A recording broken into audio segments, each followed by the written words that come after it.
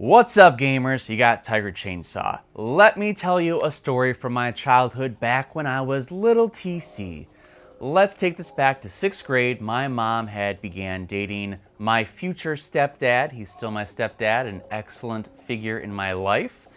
But back then, I didn't like this guy. In fact, I didn't even know this guy. And so the first time I ever met him, he took my mom and me to a hotel for a fun weekend that included lots of playing in the pool and Xbox gaming. Now, I did not have the Xbox, but he had bought it that weekend to probably impress me. Yes, it worked. But one of the things we did was we went to the store and he let me choose a video game for the Xbox. Now, that game that I chose was Wreckless The Yakuza Missions, and yes, this is my childhood copy. This is the game that I'm going to be reviewing today, so hope you're prepared for some outrageous arcade fun. Now, if this is your first time on my channel, or if you just haven't yet, make sure you hit that sub button because I've got tons of retro video game reviews on my channel, all the way from the 80s, and I've also got a lot of present day game reviews going all the way to the PS5. So hit that sub button to help this channel grow. All right, let's get behind the wheel of our bizarre vehicles in Wreckless The Yakuza Missions and figure out if this game still holds up. Back in 2002, a developer called Bunkasha that I've curiously never heard of dropped the game Wreckless The Yakuza Missions for the original Xbox. The car physics and the nature of the collisions made Wreckless a flash in the pan for the beginning of the Xbox. What stood out from Wreckless and how does it fare today? Let's save our city by causing $1 billion in property damage in this Wreckless playthrough. But first, let's start with the plot, but be warned, spoilers are ahead.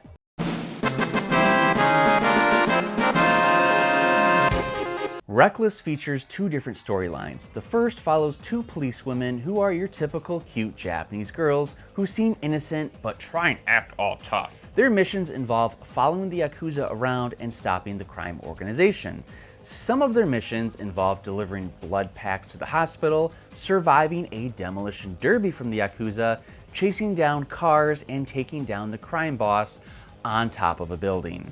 You do all of these missions from your cars, so it's not like you're fighting the boss in hand-to-hand combat. You are literally ramming his car off a 50-story building.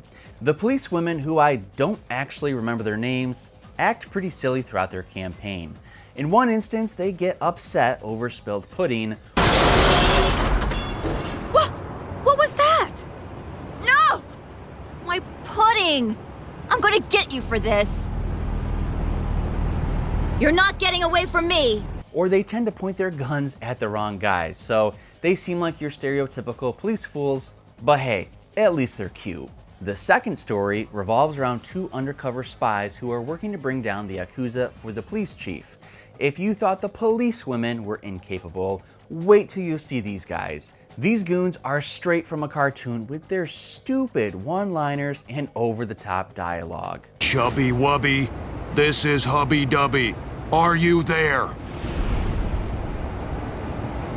Yeah, I'm here.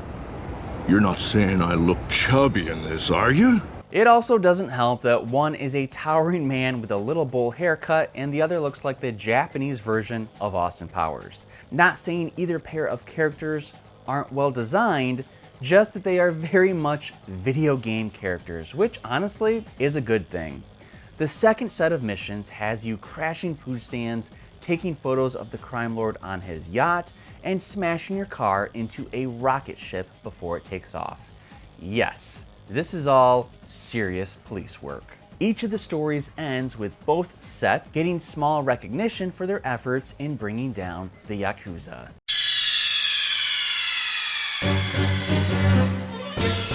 You want to know what Wreckless felt like to me? Crazy Taxi on the Dreamcast. Honestly, it could be straight from the arcade. But what separates it from Crazy Taxi is the car damage. This stuck out immediately, and I remember at the time of Wreckless coming out that the damage was one of the selling points, and I'm pretty sure that's why I asked for this game when my stepdad asked, which Xbox game did I want? Most of the environment is destructible too, with fences, poles, food carts, and some hidden walls that are breakable. All the missions are timed, and usually I hate time limits. I will go to my grave and dock any game that gives me a time limit. But with Wreckless, the time limit is usually generous. I was able to beat almost all the missions on my first try. Out of the 20 missions that are available, there was probably only 4 that I had to replay, with 2 of them having to replay more than 10 times. The missions were challenging but fair. I knew I was going to be able to beat them if I just kept practicing. Being arcade-like in destruction, Wreckless is also arcade-like because it's a short game. You only have 20 missions to complete, and you can do that within 2 hours if you know what you're doing. I was able to complete my game in just about 2 days, so the difficulty isn't very high, although you can change that. There are difficulty settings where you can change how much traffic you'll face. There's light and there's also heavy, so I played on light, which I think is the normal setting, but if you want a challenge, you can turn it to hard and get some heavy traffic. Each story comes with numerous cars that you can unlock during missions, which I found to be a fun bonus. The police women start with a small police vehicle that looks like it roamed the mall parking lot, and they also got a dune buggy. The spies, on the other hand, start with a British taxi and a Jeep. You will quickly unlock the speedster car, which is some type of a convertible, and the spies will get a sports car that looks like it's from Back to the Future. Once you defeat the crime lord for each story, you'll unlock their car that may be the fastest of the bunch, although these cars are near impossible to control at such high speeds. There are also 2 tanks, one that looks like a police tank and the other is a literal tank that shoots missiles. Things can get fun real quick.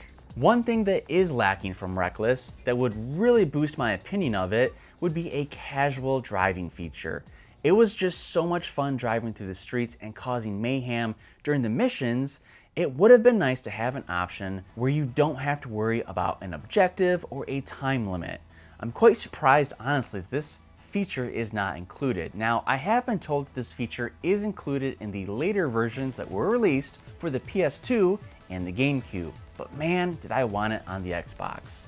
Let's talk about one of the craziest missions. The most bizarre mission was when the spies had to stop stolen plutonium from being shot into space. So first, you had to steal the key cards to the space station and then launch your car into the space rocket to sabotage the liftoff. Most missions were lighthearted like this, and they don't take themselves too seriously. And again, I loved that. But let's talk about these cutscenes. They have not aged well. And when I saw the police women running, man, did I laugh out loud. They were in slow motion as their legs looked like they were struggling to move forward. Honestly, it was hilarious. The final thing that I'll touch on is the bizarre soundtrack to Wreckless The Yakuza Missions. It's this really weird mix of early 2000s techno and EDM music. I don't actually think it fits with the game, but it at least stood out. Not sure if that's good or bad.